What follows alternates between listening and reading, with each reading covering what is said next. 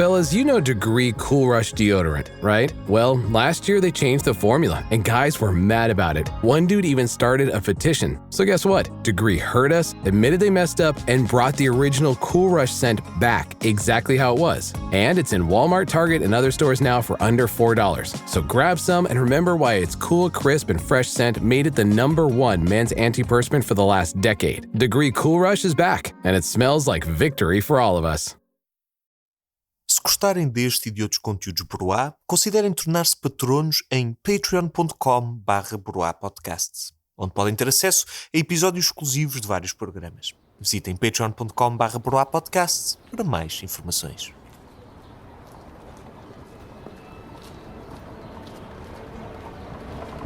Bruxelas, 1837.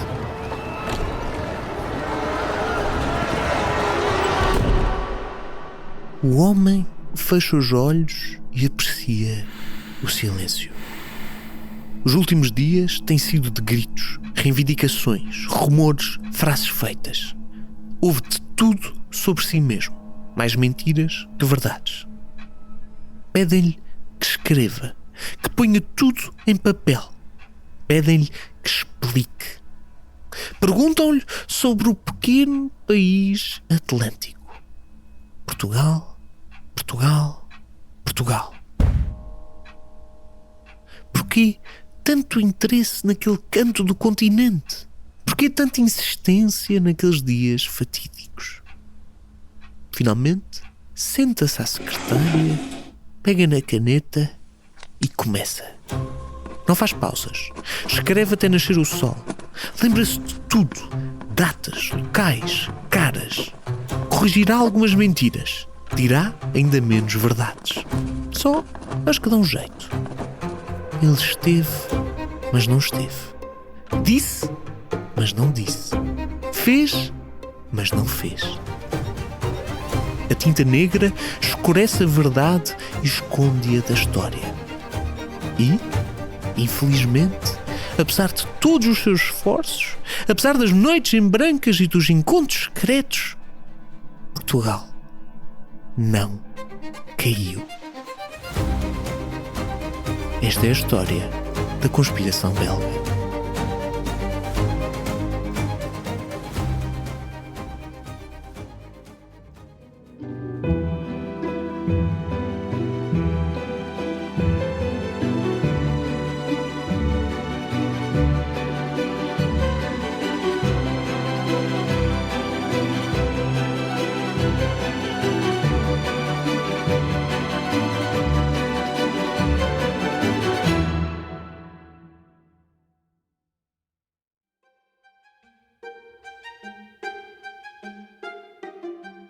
Olá a todos! No episódio de hoje trazemos-vos uma conspiração. Mais precisamente, uma conspiração internacional entre potências, com reis, ministros, embaixadores, príncipes e militares. E tudo para que um Estado europeu tirasse proveito do caos interno de outro país. É uma narrativa de rainhas ingênuas, diplomatas geniais, reis ambiciosos e sonhos colonialistas.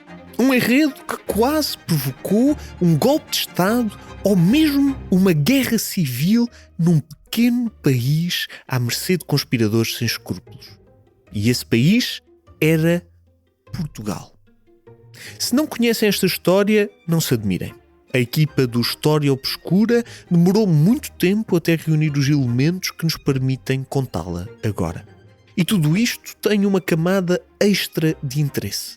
É que o nosso protagonista de hoje, o mestre conspirador, é praticamente desconhecido. Não é um imperador, general ou estadista. Muitos livros sobre este período nem sequer citam o seu nome. Esta personagem, elusiva e misteriosa, resiste a quem a procura. E, se não fosse uma série de circunstâncias perfeitamente aleatórias, não estaríamos aqui hoje a contar esta história. Tudo começou em 2018. Na altura não havia História Obscura nem Sapiens. mas o meu gosto pela leitura levava-me a explorar os alfarrabistas à procura de bons livros a bons preços. Foi numa dessas visitas que descobri a coleção O Essencial dos Reis de Portugal, originalmente publicada pelo Expresso em 8 volumes. Foi no 8º livro da coleção, ao ler sobre o século XIX português e o reinado de Dona Maria II e do seu marido Dom Fernando II, que tropecei numa única frase que despertou a minha atenção. Acompanharam o ministro da Bélgica, Sylvain van der Weyer, que pretendia assumir o papel de tutor dos soberanos, esperando obter, pela sua influência, territórios na África à custa de Portugal, com o qual o seu país iniciaria uma obra de colonização. Logo de seguida, o texto continuava a narrativa dos nossos monarcas. Mas aquela frase fez-me interromper a leitura. Era um à parte, um facto secundário, mas que parecia sugerir uma história muito maior, escondida nas entrelinhas. Como assim um ministro da Bélgica era tutor da rainha portuguesa? Porquê é que outro país europeu precisava de Portugal para entrar em África? E mais importante ainda, quem seria aquele Sylvain van der Weyer cuja influência era tão importante? Na altura, os factos que tinha em mãos eram os seguintes. Em 1836, Portugal vivia o caos do pós-guerras liberais que dividiram o país a meio. Dona Maria II, filha do liberal Dom Pedro IV, tornara-se rainha com apenas 15 anos.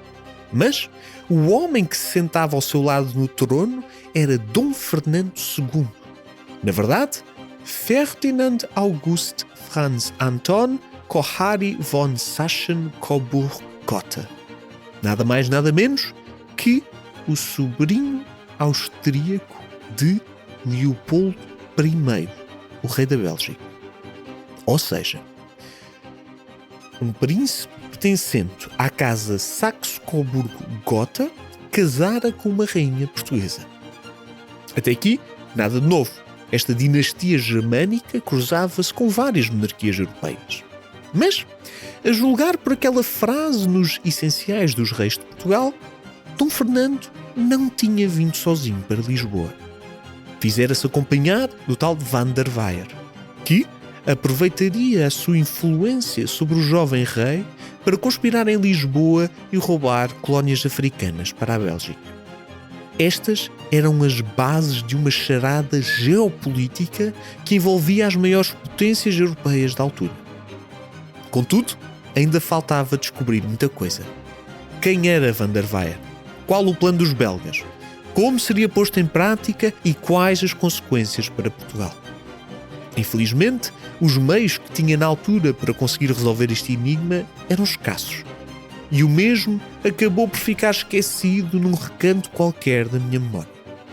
Pouco imaginava eu que as circunstâncias iriam pôr esta história novamente no meu caminho. Avançamos para 2025. Com as voltas que a vida dá, tive o privilégio de ter um sobrinho na Bélgica, que não está de forma alguma envolvido na conspiração, juro. E fui a Bruxelas conhecê-lo. Lembrei-me logo do Essenciais dos Reis de Portugal e levei-o comigo como se a minha estadia no país de origem da conspiração magicamente revelasse alguma interpretação escondida no texto. Foi lá que conheci o avô da criança, que não vou nomear neste episódio por questões óbvias. Também ele, um estudioso informal da história europeia. E não perdi a oportunidade de lhe perguntar: afinal, quem era Van der Weyer? Pela primeira vez, ouvi contar aquela história não da perspectiva portuguesa, mas sim da perspectiva belga. Em 1831, e depois de um ano de revolução e combates nas ruas, a Bélgica conseguiu a secessão dos Países Baixos do Norte e Leopoldo I, Saxe-Coburgo-Gotha, tornou-se o primeiro rei dos belgas. O jovem país sonhava em industrializar-se, crescer fazer-se uma grande potência europeia.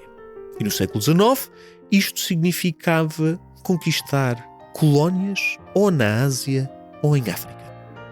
Só havia um problema. Presa entre a França, os Países Baixos e a Alemanha, a Bélgica não tinha ainda força suficiente para marchar sobre a África e reivindicar um pedaço de território. O sonho colonialista teria de ser conquistado de outra maneira. E foi naquela conversa na Bélgica com outro apaixonado por história que vivi uma epifania que pode parecer algo parva em retrospectiva. A história não tem só um lado. Cometer o erro de procurar por Van der Weyer em fontes portuguesas, quando na verdade haveria certamente fontes belgas que falariam dele e da sua missão com grande detalhe. Van der Weyer, o homem mistério, pode ter escapado à historiografia portuguesa, se bem que não inteiramente, e falaremos disso mais à frente. Mas certamente não conseguiria derrotar os historiadores do seu próprio país.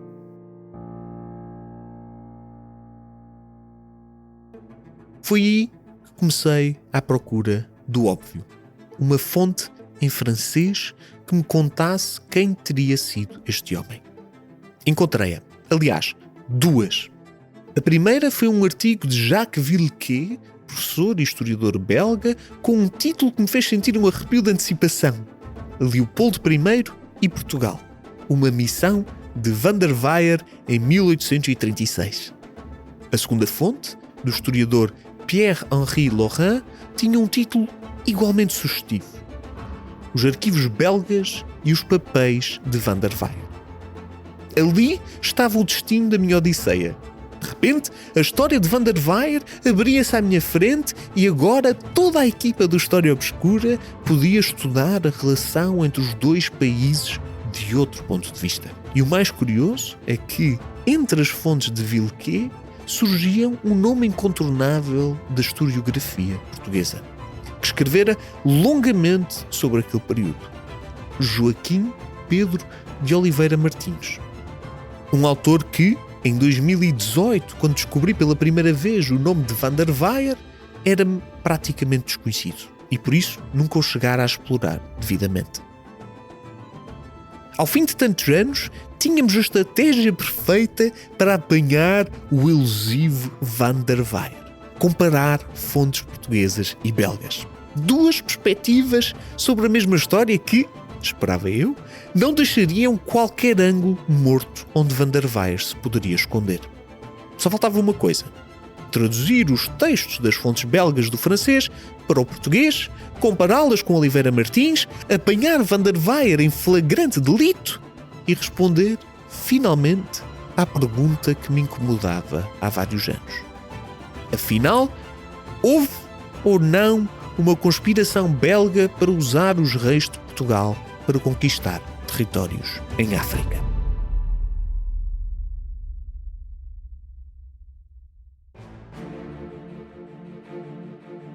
Lisboa, 31 de março de 1836.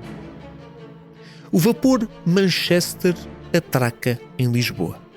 À sua espera tem a cidade em peso. Ao longe, vêem-se os lisboetas amontoados. No cais, uma procissão de aristocratas, embaixadores, condes, duques, bispos e ministros. E no centro da comitiva de recepção, protegida pela sombra de um parasol, está uma jovem pálida de 17 anos. Maria II de Portugal e dos Algarves. O seu marido desembarca.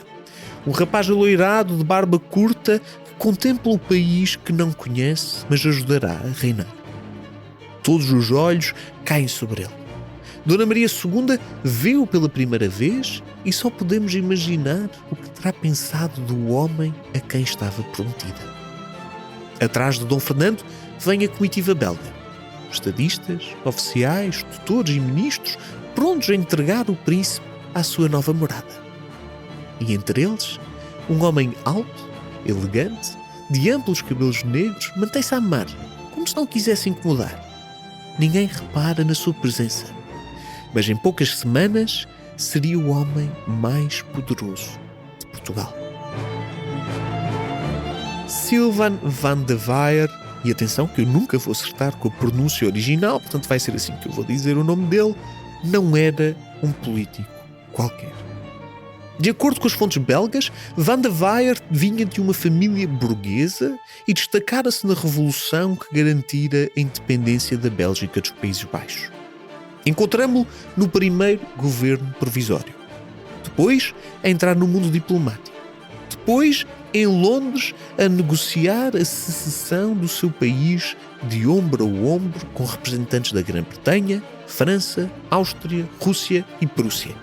E, finalmente, instala-se em Londres como diplomata. Só pode ter sido um homem fascinante. Era omnívoro na sua curiosidade intelectual, falando com à vontade sobre filosofia, história da arte e política europeia. Casou com a filha do diretor do banco Baring Brothers. Foi amigo pessoal de Lord Palmerston, ministro dos negócios estrangeiros inglês, e deslizava pelos salões e festas da alta sociedade londrina, fascinando senhoras e cavalheiros. Diz-nos Pierre-Henri Laurent. As suas maneiras, gosto e savoir-faire levaram-no ao centro vital das comunidades intelectual, diplomática e financeira. A sua casa tornou-se o ponto de encontro de escritores, artistas e cientistas. E os seus 2 filhos e 4 filhas foram criados, educados e casaram entre a ainda poderosa intelectualidade aristocrática.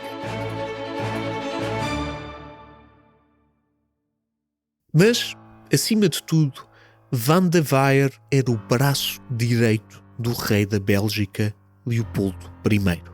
E por isso, o mais alto representante do jovem país junto das potências europeias. No fundo, foi um homem de bastidores de que a história está repleta.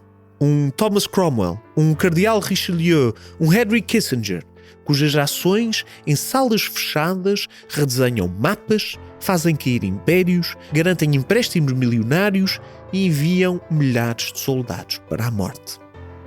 É por isso que a sua vinda para Lisboa é misteriosa. Parece quase uma despromoção. O que levaria alguém tão poderoso, inteligente e bem relacionado a aceitar uma viagem para a periferia da Europa para ser tutor de um príncipe de 17 anos? Porque é que Leopoldo I, o rei da Bélgica, o enviaria nesta missão? E porque é que Van der Waer a aceitaria? Numa coisa, todas as fontes portuguesas e belgas concordavam. Além de diplomata e político, Van der Waer destacou-se como um dos mais significativos patronos da Broá, em patreon.com/broapodcast. Foi aí que aprofundou os seus conhecimentos de história de Portugal e teve acesso a conteúdos exclusivos que nenhum intelectual belga conhecia. Tudo com um perfil falso, para passar despercebido, obviamente. Façam como Van der Waer e juntem-se à conspiração em patreon.com/broapodcast.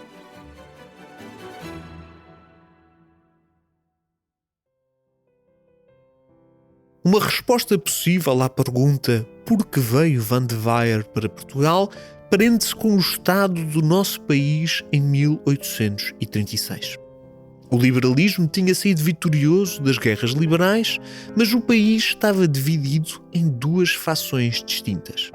A primeira, conhecida como cartistas e liderada, entre outros, pelo Marquês de Saldanha, representava os liberais mais conservadores, apoiantes da Carta Constitucional de 1826, outorgada por Dom Pedro IV. Eram os cartistas que estavam no governo com o apoio de Dona Maria II e da coroa portuguesa. Do outro lado, estavam os mais tarde apelidados de setembristas. E já veremos porquê. Liberais mais à esquerda, como Passos Manuel e Sá da Bandeira, que defendiam a abolição da Carta de 26, que consideravam demasiado conservadora, e uma participação direta do povo nas decisões políticas do país. Do ponto de vista das potências europeias, os cartistas eram aliados, fidedignos e responsáveis. Enquanto os setembristas pareciam rebeldes e requietos, sempre a colocar o governo em risco. Não há dúvida que Dona Maria e o marido, Dom Fernando, precisariam de ajuda para navegar a política portuguesa. E foi aí que entrou Van de Weyer com a sua aguda intuição diplomática e contactos diretos em Londres, Paris e, claro, Bélgica. Oliveira Martins coloca-o no centro de um plano europeu para pôr ordem no liberalismo português. Chegado a Lisboa com o príncipe, Van de Weyer trouxe na sua qualidade de ministro da Bélgica o elenco de instruções necessárias para trazer Portugal de volta à razão, consolidar a monarquia e organizar o liberalismo no país. Sendo Leopoldo o pontífice da doutrina, a Inglaterra com as suas forças navais não foi a única a executar as suas ordens nos planos portugueses.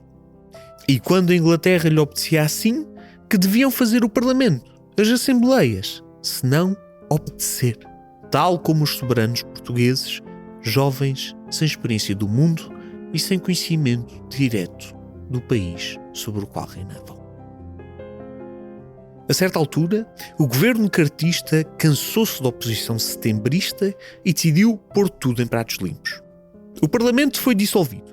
Convocaram-se eleições e os cartistas saíram reforçados, com 79 deputados contra os 41 dos setembristas, maioritariamente da região do Norte e do Algarve.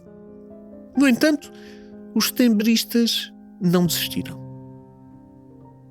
Em setembro de 1836, e marquem este setembro, os eleitos para a Câmara dos Deputados de todo o país acorreram a Lisboa para a primeira sessão. Mas os deputados setembristas do Norte foram recebidos em festa pela população e, liderados por Passos Manuel, cercaram o Paço da Rainha e exigiram a demissão do governo cartista. Era a Revolução de Setembro. Fechada no palácio, Dona Maria II tomou uma decisão desesperada. Chamou Sá da Bandeira, um respeitado setembrista, e convidou-o a formar governo para tentar acalmar os ânimos.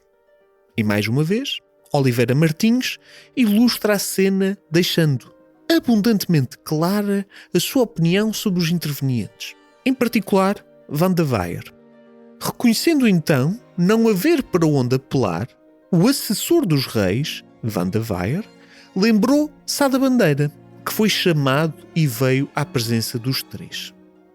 Que impressão faria no espírito grave do nosso militar achar-se de tal modo perante uma rainha que nascera no Brasil, de mãe austríaca, perante um rei alemão e um belga que os governava a ambos em nome do seu rei e com o apoio da Inglaterra.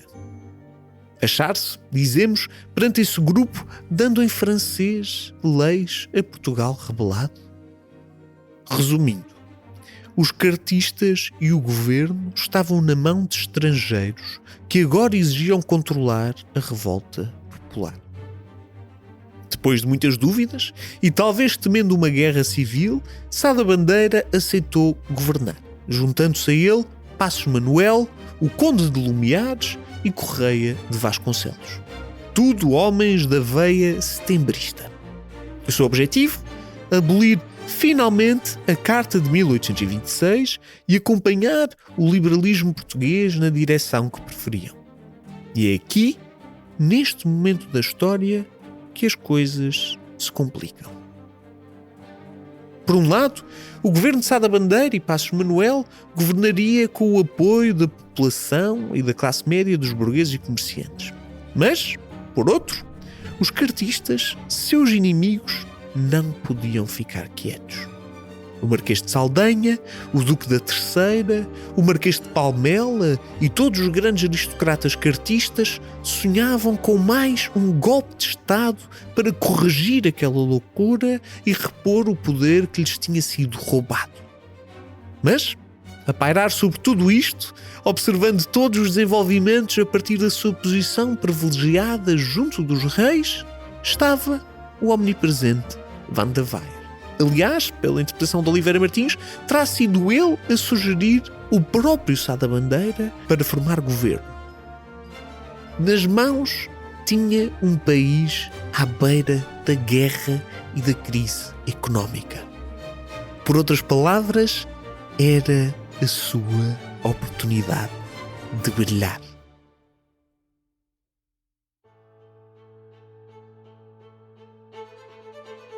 Assim começa uma verdadeira conspiração no centro da monarquia portuguesa, em estreito contacto com potências estrangeiras. As semanas que seguiram à Revolução de Setembro seriam, mais tarde, reconstruídas através de relatórios e cartas de várias mãos. Lord Howard of Walton, diplomata da Grã-Bretanha em Lisboa, o conde Alexis de Saint-Priest, diplomata francês também em Portugal, o tenente-geral Goblet, aliado de Leopoldo I em Londres, e, claro, o próprio Van der Weyer. E como se trata de uma boa conspiração, organizada em segredo e cheia de subterfúgios, tudo o que podemos saber são fragmentos, pedaços, uma mistura de comunicações oficiais com rumores palacianos, tudo construído por diplomatas experientes. É aqui que as nossas fontes belgas se tornam mais úteis que nunca para mostrar a conspiração vista da perspectiva dos belgas e ingleses. Em Lisboa, Van der Weyer recomendou à rainha que assinasse um documento no qual afirmava ter dado o governo aos revoltosos, aos setembristas, sob ameaça de violência. Documento esse que o belga se apressou a enviar para os seus aliados em Londres. A seguir, Van der Weyer reuniu com Lord Howard, o representante do Estado inglês em Lisboa, e com o Marquês de Saldanha, o líder das forças cartistas, e outros ex-ministros cartistas. Vilquet, o nosso autor belga, descreve a cena assim. Os dois enviados tranquilizaram vagamente o Marechal, o Saldanha, e, sem lhe confidenciarem que a rainha já havia formulado o seu pedido de auxílio numa carta aos seus augustos aliados, afirmaram que Sua Majestade, o rei dos belgas, estava disposto a enviar das suas próprias tropas para Portugal assim que se pudesse regularizar o seu transporte e acordar as despesas da expedição. Os ministros portugueses deram-se por satisfeitos e apresentaram apenas uma objeção. Concentrando todas as forças da reação nas províncias, entregava-se a capital aos demagogos e aos anarquistas, gente tão expedita quanto perigosa. Ou seja, vamos analisar isto rapidamente. A rainha já tinha mandado a carta para os ingleses por via do Van der Weyer dizer que tinha aceito o novo governo forçada, por coação violenta. Em contrapartida, os belgas tinham dito que estavam dispostos a enviar tropas para Portugal assim que se pudesse regularizar o seu transporte. Como é que elas viriam parar a Portugal? Porque, como podem imaginar, a Bélgica não é propriamente dotada de uma grande marinha. E como é que seriam pagos? Atenção a esta questão do pagamento. Ou seja, pôr o país a ferro e fogo e trazer os belgas para repor a paz. Tanto Van der Weyer como Lord Howard escreveram cartas inflamadas para Bruxelas e Londres, informando os seus superiores que os cartistas imploravam pela ajuda dos seus irmãos europeus. E, entretanto, em vários jornais portugueses, o retrato de Van der Weyer aparecia nas primeiras páginas, dando a conhecer à população o mastermind por detrás de forças secretas e antirrevolucionárias. O jornal O Nacional, por exemplo, falava de saltibancos estrangeiros sem missão pública, que sonhavam com um golpe de Estado, afirmando, a seguir, com ironia, haverá algum místico ou saltibanco estrangeiro, homem sem valor, filho de uma revolução semi-monacal que se atreva? Não o queremos. Na verdade, deviam querer. É que a conspiração ultrapassou fronteiras e chegou ao famigerado estrangeiro. Perante as notícias que chegavam de Lisboa, orquestradas por Van der Weyer, o rei belga Leopoldo I apressou-se a viajar a Londres para reunir com Lord Palmerston, o tal amigo de Van der Weyer que, convenientemente, era o ministro dos Negócios Estrangeiros. Leopoldo tinha uma proposta irrecusável. Para que Portugal não caísse na anarquia, os ingleses tinham de intervir. No entanto, compreensivelmente, Lord Palmerston não via com bons olhos o envio de tropas à capital de um país aliado. Não havia problema. Leopoldo disponibilizaria soldados belgas que precisavam apenas da boleia da marinha inglesa para desembarcar em Lisboa e garantir a ordem e a paz. O preço? Essa era a parte mais complicada.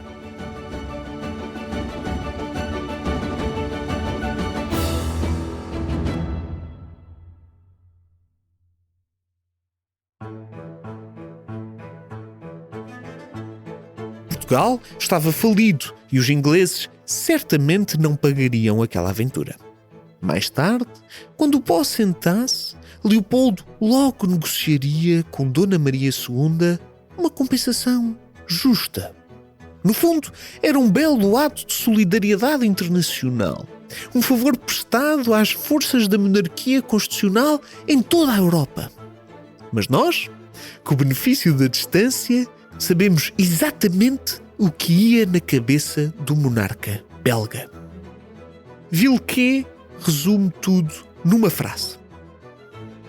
No espírito do rei Leopoldo I, esta ideia tomara forma interessante.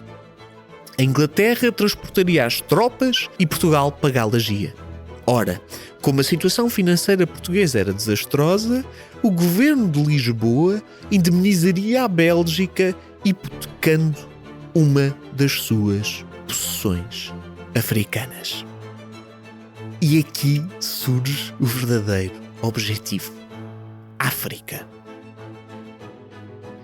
Bom, nesta fase temos falado tanto dos belgas que ignoramos o outro parceiro da coligação, os ingleses. Por que raios quereriam os ingleses apoiar a Bélgica? Os motivos são vários e complexos, mas um salta à vista. O nosso Leopoldo I era, coincidência das coincidências, o ex-marido da princesa Carlota Augusta, ex porque a senhora falecera muito nova a dar à luz. Carlota Augusta era nada mais, nada menos que a única descendente do rei Jorge IV, rei de Inglaterra. E por isso, tia da rainha Vitória, que brevemente governaria o país. Mais do que isso, sabemos por vários registros que Leopoldo era o tio favorito da futura rainha, com quem mantinha uma relação de grande proximidade e afeto. Querem mais um pormenor? Não só Leopoldo era o tio favorito da rainha Vitória, por lado da sua tia, por ser casado com a tia da rainha Vitória, como ele era tio direto do príncipe Alberto, futuro marido da rainha Vitória.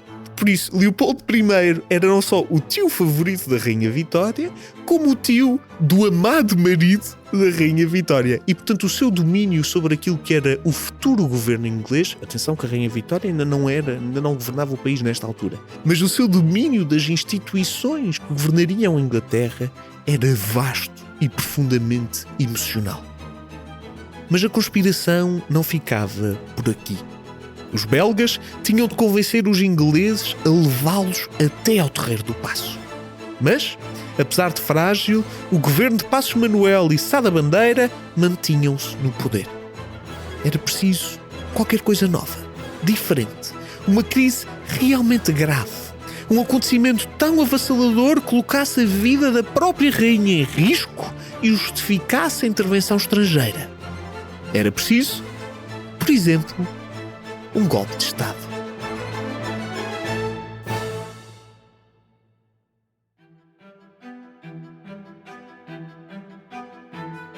O dia escolhido foi o dia de finados, 2 de novembro de 1836, 2 meses depois da Revolução de Setembro.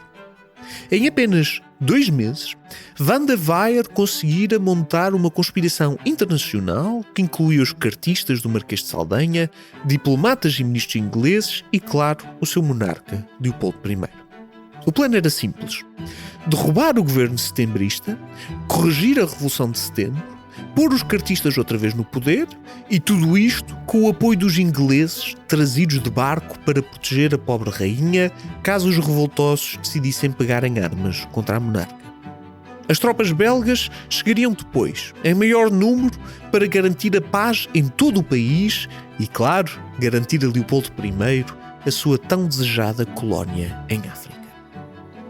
Em apenas algumas horas, a rainha Dona Maria II instituiu o seu próprio governo e mandou chamar Sá da Bandeira e Passos Manuel para lhes exigir a restituição da Carta de 1826. Tudo isto enquanto navios carregados de tropas inglesas esperavam entrar pelo Tejo. Ao mínimo sinal de violência, as tropas estrangeiras cairiam sobre Lisboa, libertando o país de si próprio, e pelo caminho colocavam Dona Maria II em dívida para com os ingleses e os belgas. No entanto, os rumores de um golpe de Estado corriam por Lisboa e já toda a gente sabia que os navios estrangeiros se preparavam para atacar a cidade. Oliveira Martins descreve assim o encontro entre Dona Maria II e Passos Manuel. Mas Passos disse terminantemente não. E a sua ordem era apoiada por Lisboa em armas havia 3 dias. Foi ao passo no dia de finados e pareciam-lhe cadáveres, coisas mortas desses portugueses que, ladeados pelos estrangeiros, à sombra deles lhe exigiam a restauração da Carta e que renegasse a Revolução. Isto é, o seu nome, o seu brio, a sua honra. Foi, ouviu-os, e a rainha disse que se fugisse para bordo dos navios ingleses era o mesmo que se abdicasse.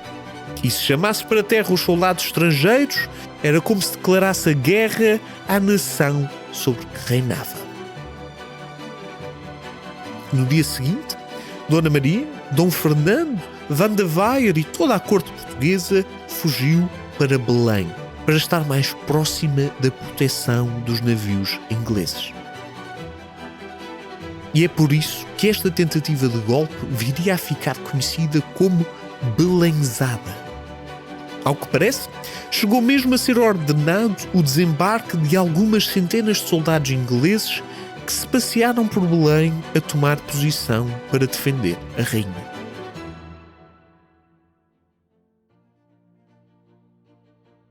No entanto, para desapontamento de Van der Weyer, os setembristas não responderam à provocação com violência.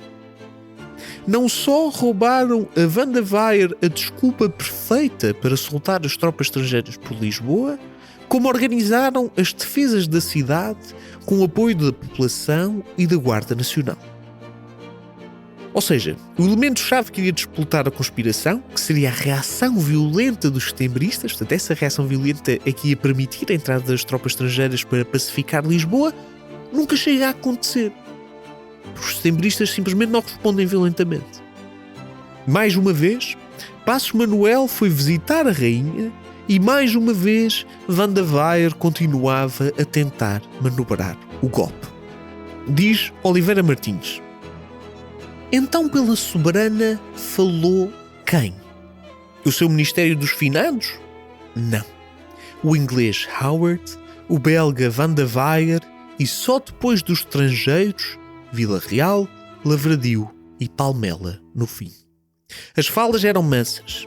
Não se aludia aos Ministérios dos Finados, porque a atitude de Lisboa, de manhã, infundira medo. Tratava-se de seduzir, não de ameaçar. Sua Majestade não podia consentir na abolição da Carta, mas estava decidida a reformá-la. Entretanto, o inglês afirmava que o seu governo não toleraria em Portugal a Constituição quase republicana de 22. Seguiu-se uma tensa negociação. Às provocações de Van der Weyer e dos ingleses, Passos Manuel respondia com promessas de que uma nova carta garantia o poder da monarca. E diz-se que defendeu Portugal como um povo livre que não aceita a intervenção de ninguém. Ou, dito por Oliveira Martins, as coisas inglesas que ele amava e admirava haviam de entrar às boas em navios mercantes para terem despacho livre. Vindo em navios de guerra, as leis da Inglaterra só serviam para lhes devolver sob a forma de cartucho. E este foi o momento de viragem do golpe e o grande erro de Van der Waal. O gênio dos golpes palacianos achara que os setembristas só precisavam de uma faísca para acender o pavio revolucionário e que os estrangeiros entrariam em Lisboa como apaziguadores. No entanto, aconteceu o oposto.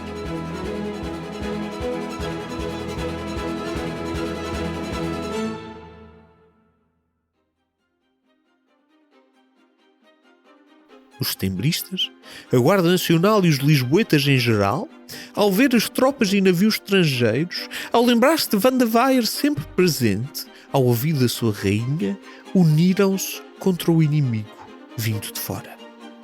O que até então fora uma conspiração escondida aparecia agora à luz do dia, óbvia e inquestionável. O governo português caía por mão estrangeira. E isso ninguém podia aceitar. No dia 5 de novembro, 3 dias depois do início do golpe, a belenzada que prometera uma guerra civil terminou como começara, atrás de uma porta fechada. Passos Manuel e os seus homens negociaram com Dona Maria II um compromisso político que os deixava governar sem que uma nova carta pusesse em causa a monarquia.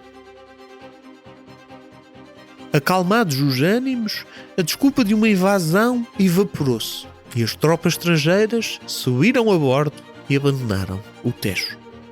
O historiador belga Villequier cita um jornal francês que dias depois resumia o flop de Van der Waal, chamando a atenção para a ilegitimidade das suas ações. Hoje, que a tentativa insensata de Lisboa fracassou diante do bom senso do povo português e da atitude enérgica da Guarda Nacional, talvez não seja desinteressante dar a conhecer ao público o primeiro autor desta triste intriga. A viagem do rei Leopoldo a Londres, as suas conferências com Lord Palmerston, os conluios diplomáticos deste último com os senhores Moncorvo e Van der Waal não tinham outro objetivo senão provocar uma contra-revolução em Lisboa. É o representante de um soberano constitucional que deve a sua coroa a uma eleição popular que se fez, dizem, o principal agente de um ato em flagrante contradição com as regras do direito internacional e com o espírito e a letra da quádrupla aliança.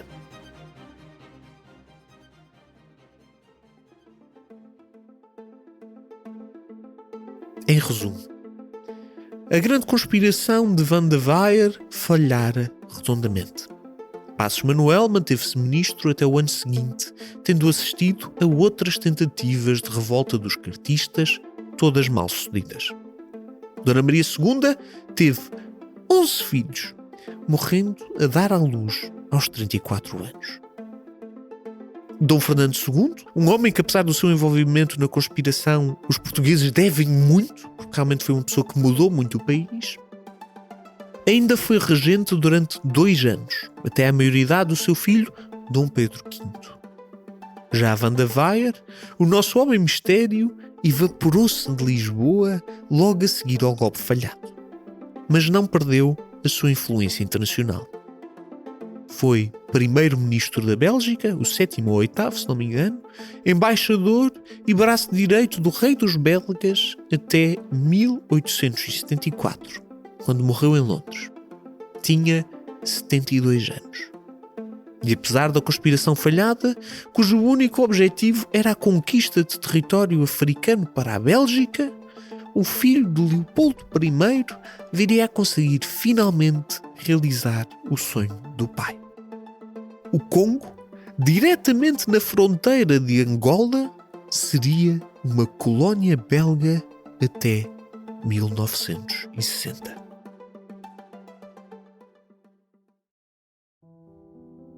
No final do dia, conseguimos o que queríamos. Descobrir quem era o misterioso Van de Waer e se houve, ou não, uma conspiração belga em solo português. Só isso já é suficientemente impressionante. Um enviado de um monarca estrangeiro ganha a confiança da Rainha de Portugal e manobra 3 países em segredo, tudo para ganhar colónias em África. Mas uma pergunta continua sem resposta. Afinal, em que momento preciso começou a conspiração? Quando Van der Waer chegou a Lisboa? Quando assistiu à Revolução de Setembro? Será que veio para Lisboa já à procura de uma oportunidade para conspirar? Ou foi surpreendido por acontecimentos e decidiu moldá-los a seu favor? Até podemos ir mais atrás. Será que o casamento de Dom Fernando com Dona Maria II já tinha este objetivo? Quantos destes eventos foram diretamente provocados por Van der Waer? Uma coisa é certa. Sylvain Van der Waer é uma figura fascinante. Sim, é certo que foi o foco de uma conspiração para usar a monarquia portuguesa e por pouco não fez com que o país caísse numa guerra civil. Da nossa perspectiva, é um conspirador à margem da lei internacional que desrespeitou a soberania portuguesa e usou a rainha como uma marioneta. Mas também é verdade que sobre ele girou o eixo da história de Portugal durante 10 longos meses. E, mesmo assim, encontrar informações detalhadas sobre ele foi extremamente difícil.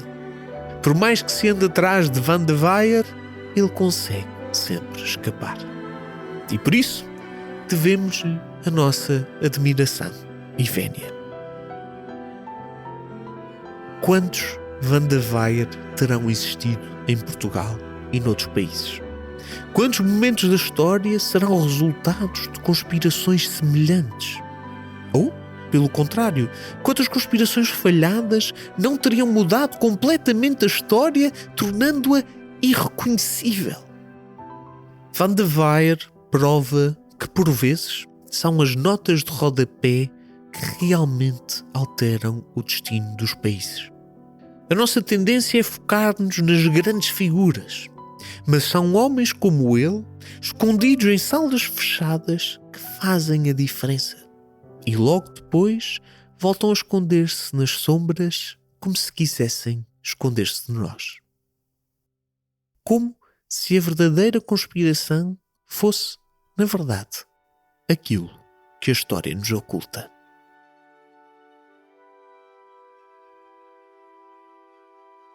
Obrigado a todos por terem ficado connosco mais uma semana. Como podem imaginar, este episódio é particularmente importante para mim.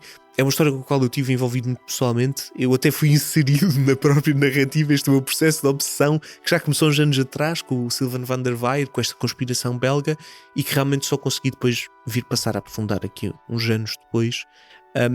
Esta história tem para mim uma particularidade muito importante, e vai parecer um bocado estúpido aquilo que eu vou dizer, porque em retrospectiva há muitas coisas que parecem estúpidas, mas foi um momento de abertura porque realmente eu andava sempre à procura desta história, recorrendo a fontes portuguesas, porque achava sempre que era um assunto exclusivamente português. E quando tive realmente esta oportunidade de ir à Bélgica por motivos familiares, clicou algo em mim que me deu esta luz de que não, espera aí, esta história tem dois lados. E eu na realidade ando a falar de um sujeito que era embaixador belga e depois veio a ser primeiro-ministro da Bélgica. Portanto, a história que eu estou a ver não se aplica só no meu país de origem, não se aplica só em Portugal. Eu estou aqui na Bélgica e este homem é belga e haverá informações sobre ele. E eu nunca tinha experienciado em primeira mão esta dualidade da história, até por coincidência, porque nunca estive nos dois países em simultâneo, mas de repente poder estar do outro lado de uma história que eu sabia que existia e ir procurar as fontes do país de origem foi um momento muito bonito de encontro com a história e realmente com o escopo gigantesco que a história tem. Portanto, senti-me muito abençoado por ter tido essa oportunidade. Tão parva de simplesmente descobrir que afinal 2 países estavam envolvidos nisso e eu por acaso pude transpor essa barreira da história. Esta história não teria sido possível sem 2 personagens que passam muito escondidas em todo este processo. O Nuno Mendes e o Renato Rocha, que são o nosso investigador, o Nuno, e o nosso guionista-chefe, o Renato. Realmente são as pessoas que ajudaram-me a dar corpo. Ajudaram? Não, foram eles que deram corpo e construíram esta narrativa. E, portanto, queria deixar aqui o agradecimento público, porque isto é uma história sobre a investigação da história.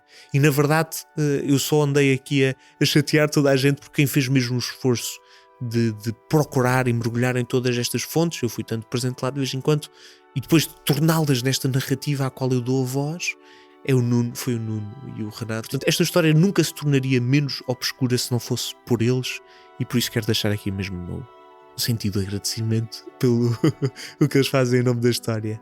Para a semana vamos ter a história de Locusta, a fabricante de venenos da antiga Roma, uma espécie de ferramenta para o assassinato político de grande escala romana, e por isso estou muito entusiasmado para essa história. Vemo-nos para a semana. História Obscura é um podcast da série Sapiens, produzido pela Broá Podcast, narrado por mim, Luís Francisco Sousa, com direção criativa de Luís Francisco Sousa, escrito por Renato Rocha, pesquisa por Nuno Mendes, edição por Diogo Caetano, Sara Milan e Rita Cabrita. Direção técnica de Rita Cabrita, identidade gráfica desenvolvida por Rita Cabrita e Luís Francisco Sousa. Já sabem, se gostarem deste e de outros conteúdos Broá, considerem tornar-se patronos em patreon.com/broapodcast.